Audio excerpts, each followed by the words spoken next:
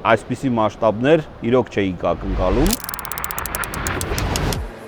Առաջին լիզինգային գործարքը առողջապահության ոլորտը ներկայացնող բժշկական սարքավորման, մասնավորապես ստոմատոլոգիական աթոռի լիզինգն էր։ Մտածում էինք, որ պետք է հաջորդեն մի շարք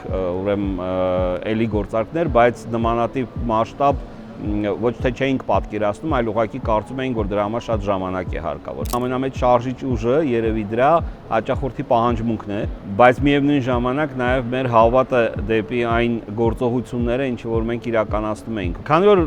ներկայացնում եմ ֆինանսական աշխարհը, պետք է խոսեմ թվերից։ Եթե մենք այն ժամանակ բժշկական սարքավորման 2-3 մատակարար ունեինք ընդամենը Հայաստանում, երբ որ նոր էր սկսվում ընդհանրապես լիզինգային բիզնեսը, ապա մենք ունենք այս բանի 200-ից ավել բժշկական սարքավորումներ եւ բրենդներ ներկայացնող, այդ թվում հանրաճանաչ օտարերկրյա բրենդներ, 1500-ից 2000 գործարք իրականացվել է հենց մենակ 3-4 տարիների ընթացքում եւ արդյունքում ավելի քան 200 միլիարդ դրամի սարքավորումներ են ձեռք բերվել այս ոլորտում։ Վստահությունն էր, որ բերեց